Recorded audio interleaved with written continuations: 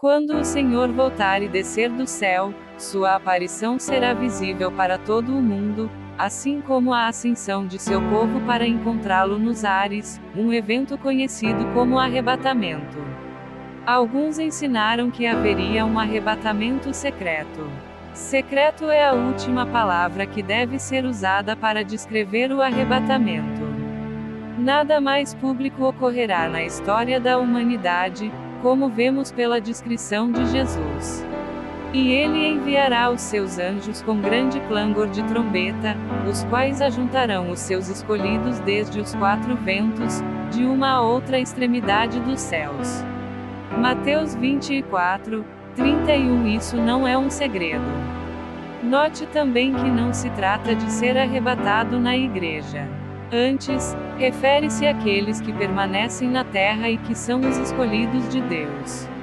1 Tessalonicenses 4 dá-nos uma descrição completa do que vai acontecer nessa altura. Nós, os que ficarmos vivos para a vinda do Senhor, não impediremos os que dormem. Porque o mesmo Senhor descerá do céu com alarido, e com voz de arcanjo, e com a trombeta de Deus. E os mortos em Cristo ressuscitarão primeiro. Depois nós, os que ficarmos vivos, seremos arrebatados juntamente com eles nas nuvens, a encontrar o Senhor nos ares. E assim estaremos sempre com o Senhor. 1 Tessalonicenses 4, 13 a 17. Há duas palavras gregas para ar. Uma é éder, que nos dá o éter. A outra é ar, que nos dá o ar. Ar, a palavra para o ar inferior, que é contíguo à superfície da terra, é a palavra usada aqui. Por outras palavras, Jesus estará bem perto da terra quando formos apanhados no seu encontro.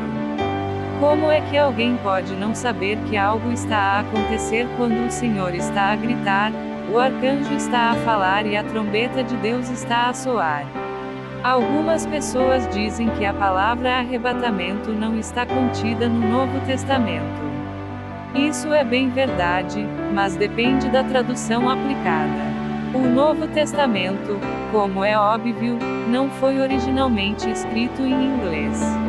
Poderíamos facilmente traduzir isto: seremos arrebatados nos ares, para nos encontrarmos com o Senhor nos ares, em 1 Tessalonicenses 4, 17, da seguinte forma: seremos arrebatados para nos encontrarmos com o Senhor nos ares. Seria uma tradução perfeitamente legítima. E esta palavra, arrebatamento, é uma palavra fascinante, apaixonante. A palavra grega é harpazo. Várias passagens diferentes do Novo Testamento usam essa palavra para nos dar uma imagem clara de como será o arrebatamento. Em primeiro lugar, 3 vezes em João 1:0, a palavra é usada para descrever um lobo que arrebata uma ovelha do redil. É violento e abrupto. Mas aquele que é mercenário, e não pastor, de quem não são as ovelhas, vê vir o lobo, deixa as ovelhas e foge. E o lobo apanha-as, e dispersa as ovelhas. João 10:12. Em Mateus 13, 4 e 19, é usado para designar um pássaro que desce, pega uma semente e a leva embora. É usado várias vezes no Novo Testamento para designar pessoas arrebatadas da terra. Depois de Filipe ter batizado o eunuco em Atos 8, por exemplo, ele foi arrebatado. Atos 8, 39.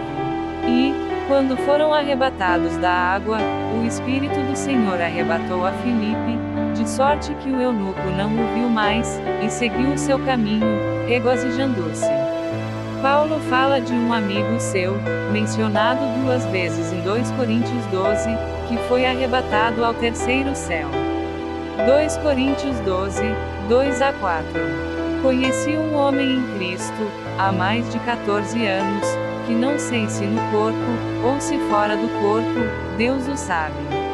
Este foi arrebatado ao terceiro céu. E eu conheci um tal homem, se no corpo ou fora do corpo, não sei dizer, Deus o sabe.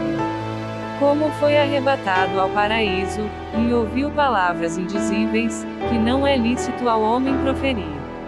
E o Apocalipse 12:5 diz: E deu à luz um filho varão, que havia de reger todas as nações com vara de ferro. E o seu filho foi arrebatado para Deus e para o seu trono. 1 Tessalonicenses 4:17. 4 vezes em outras passagens a mesma palavra é usada para tirar alguém à força, de uma multidão, ou de alguma situação. Mateus 11:12. Quando Jesus percebeu que viriam e o tomariam à força, para o fazer rei, retirou-se de novo para um monte, sozinho. Atos 23:10, L. Judas 23, odiando até mesmo a roupa manchada pela carne corrupta. Aqui está uma lista das características que o arrebatamento implica.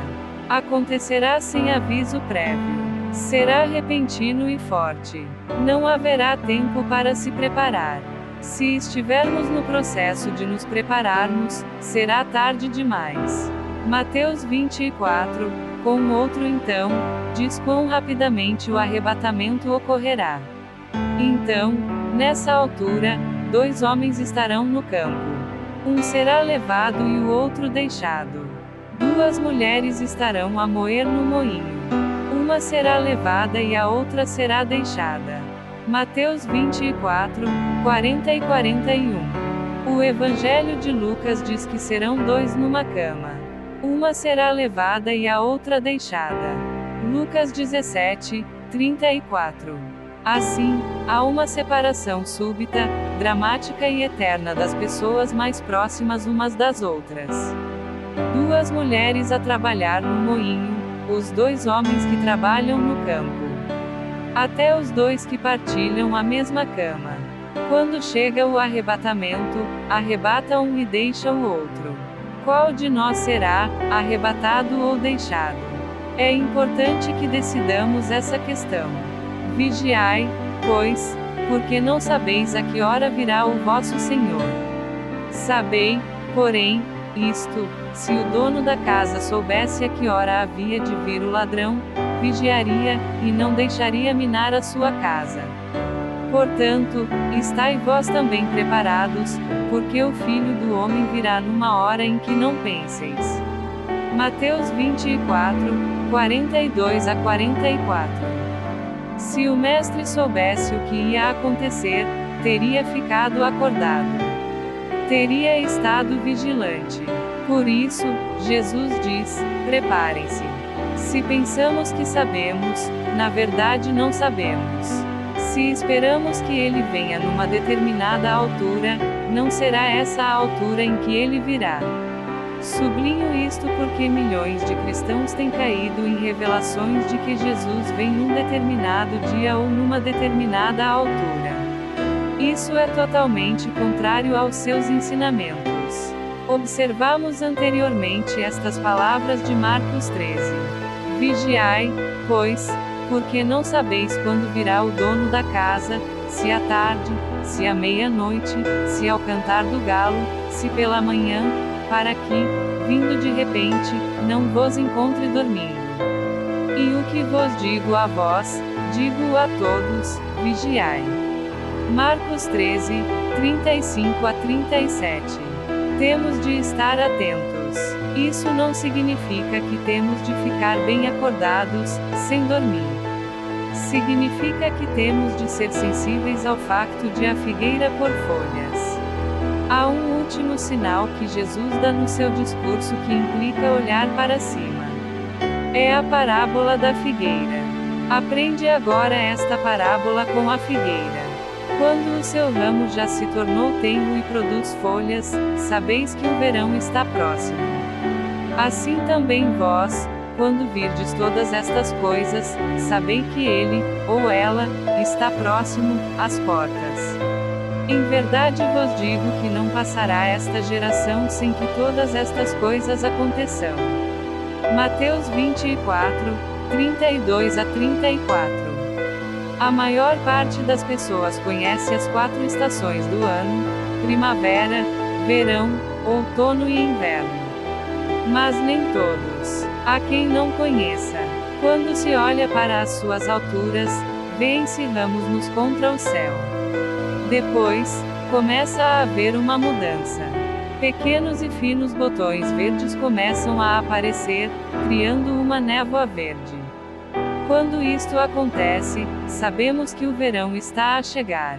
No registro que Lucas faz deste discurso, Jesus diz para olharmos para a figueira e para todas as árvores. Lucas 21, 29. Com efeito, Jesus diz-nos que, quando vemos as árvores a pôr as suas folhas, não precisamos de ir à biblioteca pública para saber o que se vai passar a seguir. O verão está próximo. E quando vemos que isso está a acontecer no mundo, não temos de ir à igreja perguntar ao pastor. Podemos ver por nós próprios que está a ocorrer uma mudança. Olhamos para as árvores e vemos e sabemos por nós próprios. Temos de ficar acordados. Temos de estar alerta. Não podemos deixar-nos embalar num sono carnal. Muitos sinais ocorrerão nos céus à medida que os últimos dias se aproximam. Sinais dramáticos e surpreendentes. Por isso sabemos que a sua vinda está próxima. Haverá a glória de Jesus, a glória do Pai e a glória dos anjos. Isaías 24, 23 diz que o sol e a lua ficarão envergonhados porque a sua luz será tão fraca e ineficaz em comparação. Isto agrada-me, consigo imaginá-lo. E, além disso, essa luz, apesar de tão brilhante, não fará mal aos nossos olhos. Estou ansioso por isso. É algo que vale a pena esperar, que vale a pena suportar. Se a perdermos de vista, ficaremos desanimados porque as coisas vão piorar. Lembrem-se, as dores de parto não vão diminuir. Vão aumentar. Quando o Senhor voltar, descendo do céu, a sua aparição será visível para todo o mundo, assim como a subida do seu povo para o encontrar nos ares, um acontecimento conhecido como o arrebatamento. Através desse vídeo vemos a suma importância do conhecimento bíblico.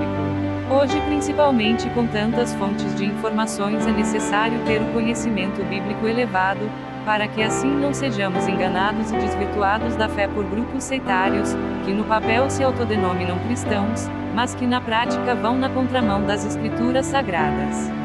Por isso o pastor Paulo Júnior escreveu o livro Como Identificar Seitas e Heresias à Luz das Escrituras, volumes 1 e 2, para você não apenas saber, mas também instruir algum próximo ou conhecido que não percebeu que está sendo manipulado por alguma falsa doutrina. O link para acessar o livro estará no nosso comentário fixado. Se alguém negar a divindade de Cristo, herege. Então, para você saber se uma religião, se uma denominação, se qualquer coisa é uma seita, a primeira coisa que ela vai atacar é a divindade de Cristo. O catolicismo, o espiritismo, é de Deus ou não? Vamos para a cristologia do espiritismo. Jesus é um espírito evoluído, heresia. Tirou divindade e humanidade. Acabou, não serve. Testemunho de Jeová, Jesus é uma criatura. Quê? Ele é o primogênito da criação, usa o texto de Colossenses. Ele foi criado, então não pode ser Deus. Heresia, tirou a divindade. Quando Paulo fala que ele é o primogênito da criação, não está dizendo que ele foi o primeiro a ser criado. Ele é o primogênito em herança, é o primeiro da raça humana. Não é que ele foi criado. Heresia. Vamos ver outro. Os Mormons diz que Jesus é o irmão de Lúcifer. Pode procurar. Aí eu vou até pular, né? Não merece pular. Catolicismo romano. Não, aí você não pode. Porque eles não negam a divindade e a humanidade. Sim, é verdade. Mas eles atribuem que a salvação só a Cristo não é suficiente. Cristo e Maria. Cristo e os santos. Cristo e os homens. Também não sei. É solos Christos. Maria é corredentora com Cristo. Porque só o sangue dele não serviu. Maria é coadjutriz. E mediadora e medianeira entre Deus e os homens. Então ela ajuda Cristo. Também não sei. Porque Cristo é suficiente. Também não sei. Quando enaltece demais a pessoa, uma das pessoas da Trindade, e rejeita Cristo, heresia. Um livro bom dia, Espírito Santo. Quem que é o centro do livro? O Espírito Santo. Jesus diz, e o Espírito quando vier, glorificará a mim, e fará vocês ouvirem tudo que tiverem ouvido de mim. O Espírito Santo aponta para Jesus, o Espírito Santo exalta a pessoa de Jesus, o Espírito Santo glorifica Jesus. Então, tudo que é do Espírito aponta para Jesus e não para o próprio Espírito. Heresia é o livro bom dia, Espírito Santo. Manifestações benínicas, heresias, heréticas. O universo é cristocêntrico, a terra é cristocêntrica, o culto é cristocêntrico, tudo é cristocêntrico, nós somos cristocêntricos. Tá, mas aí você vai falar assim, pastor, mas aí não deu muito para pegar os falsos profetas. Nisto conhecereis o Espírito de Deus, todo Espírito que confessa que Jesus Cristo vem em carne é Deus. Vamos lá.